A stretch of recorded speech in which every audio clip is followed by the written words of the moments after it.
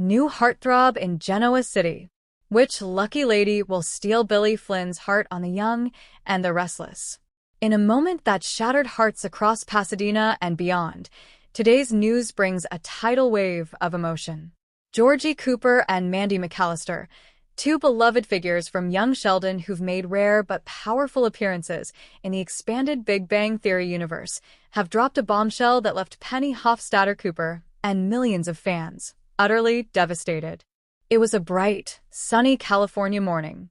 Penny, now a successful pharmaceutical sales rep and a proud mom of two beautiful children with Leonard, was juggling breakfast, spilled milk, and last-minute daycare arrangements. Life was chaotic, but good. Leonard kissed her on the cheek before rushing off to Caltech, promising to return with Thai food and one of Sheldon's ridiculous fun facts. Penny chuckled, loading dishes into the dishwasher, when her phone rang. Caller ID: Georgie Cooper. Her brow furrowed. Georgie rarely called. Their last real interaction had been months ago at Sheldon and Amy's vow renewal. Awkward but heartfelt. Penny wiped her hands and answered. Georgie, what's up? Silence. Then Mandy's voice came on, shaky, trembling. Penny, we didn't know who else to call first. It's about Sheldon. Penny's blood turned cold. Sheldon collapsed during his lecture this morning, Mandy whispered. He didn't make it. The world stopped. Penny dropped the phone. It clattered to the floor as Leonard's voice echoed in the distance, faintly asking where his tablet was. But she couldn't respond. Her knees buckled. The kitchen tile swam beneath her as tears filled her eyes. She crawled to the phone, putting it on speaker. Gone? She asked, her voice hollow. Georgie's southern drawl cracked. Massive aneurysm. They said it was instant. No pain. He was gone before he hit the floor. Penny gasped, her hand clutched her chest. No, we were just texting last night. He sent me a meme about entropy. Her scream echoed across the house. The news hit the group like a meteor. Amy, now a Nobel-winning neurobiologist in Princeton, fainted in her lab. Raj dropped his cappuccino in a London cafe and wept openly, strangers holding him as he cried in Hindi and English. Howard and Bernadette pulled their kids from school early, unable to focus on anything else. Even Beverly Hofstadter, Leonard's mother, called for the first time in years, not to lecture, but to grieve. But Penny? Penny didn't move. She sat on the couch, a picture of her and Sheldon from years ago clutched to her chest. It was from the time they danced together in her apartment, the night she realized she loved him like a brother. I should have seen the signs, she whispered. Mandy stayed on the line.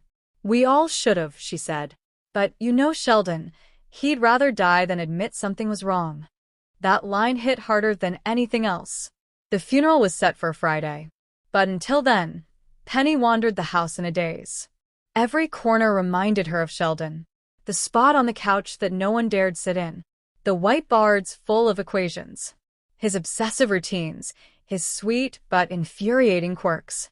Leonard sat beside her one night and held her hand. You remember the time he tried to teach you physics using sock puppets? She laughed through tears. And he made a puppet called Sir Isaac Fluffton? God, I miss that weird jerk, Penny sobbed. And then the flashback came. A moment from long ago. Penny sitting on the couch, gently brushing Sheldon's hair out of his eyes after he drank too much cough syrup. Why do you take care of me? He asked. Because you're family, Moonpie. That word, Moonpie, burned into her heart. At the Cooper family home in Texas, Georgie was inconsolable. He was my baby brother, Georgie told Mandy, who hugged him tightly. I know he was a pain, but he was my pain. But amid the grief, Georgie handed Mandy a letter Sheldon had sent just a month earlier. A letter he never told anyone about, not even Amy. Inside was a shocker. Sheldon had chosen Penny to be the guardian of his personal archives, his research, his journals, his final project, a theory that could change quantum mechanics forever. The name of the file? Penny was stunned when Mandy and Georgie flew in and handed it to her in person. Her hands trembled as she opened the flash drive. Inside was a video. Sheldon, sitting in his beloved spot, looking into the camera. If you're watching this, I'm either dead or inexplicably trapped in a parallel universe. Knowing how I file things, it's probably the former. He smiled softly. Penny, you were always the one who made me human. This theory, the final culmination of my life's work, I'm giving it to you because I know you'll understand it. Not the math, but the meaning. She sobbed uncontrollably. I love you, Moonpea, she whispered. While everyone grieved for Sheldon, Mandy carried her own pain. You know what hurts the most, she told Penny, eyes red. Sheldon never got to see his niece take her first steps. He was so scared of babies, but he promised he'd try. Penny nodded, holding Mandy's hand. We always think we have more time, Mandy whispered. And then she added the line that broke Penny's heart all over again. Penny, Georgie's heart hasn't been right since the stroke. He won't say it, but I think he's giving up. Penny stared at her, panicked. No. Not him too. At the funeral, the gang reunited. The setting was intimate. Sheldon had insisted on no nonsense or sentimentality. Naturally, they ignored him. Bernadette sang. Raj read a poem in Hindi. Amy sobbed through a eulogy. Leonard held Penny as she read a letter. To the weirdest, smartest, most infuriating man I ever met. I love you, and I always will.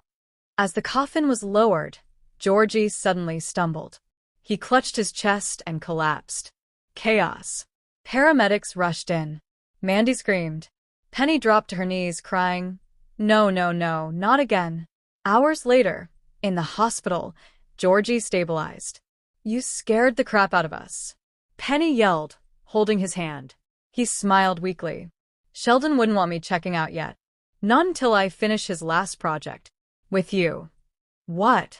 Georgie handed her another flash drive. Part 2. Sheldon never gave up on the idea that you were meant to do something extraordinary. She stared at it, stunned. Me? You were the constant in his unpredictable universe. Weeks later, Penny stood at the Caltech lecture hall, where Sheldon once taught. Behind her, Leonard, Amy, Georgie, Mandy, Raj, Howard, and Bernadette. In front of her, a packed audience. She took a deep breath. I'm not a physicist. I never will be. But I knew Sheldon Cooper. And I know he believed in human connection more than he ever let on. She pressed play. On the screen, Sheldon's voice echoed once more. To understand the universe, you must first understand each other. Love is not a distraction. It's the answer. Tears. Applause. Healing. The final scene unfolded on Penny and Leonard's porch. Mandy placed a small box in Penny's hands. Sheldon had this made for you. He said you'd know when it was time. Penny opened it. Inside, a necklace.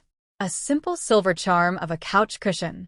Engraved, the spot will always be yours. Penny clutched it to her heart, tears streaming down her face. Leonard put his arm around her. He really loved you. I know, she whispered. I really loved him too. That night, Penny stepped outside. The stars shimmered above. Hey, Moonpea, she whispered. Save me a seat. One star twinkled a little brighter. The universe mourned, but also remembered. Because Sheldon Cooper was gone, but his legacy, his love, his friendships, his quirks, would live on forever.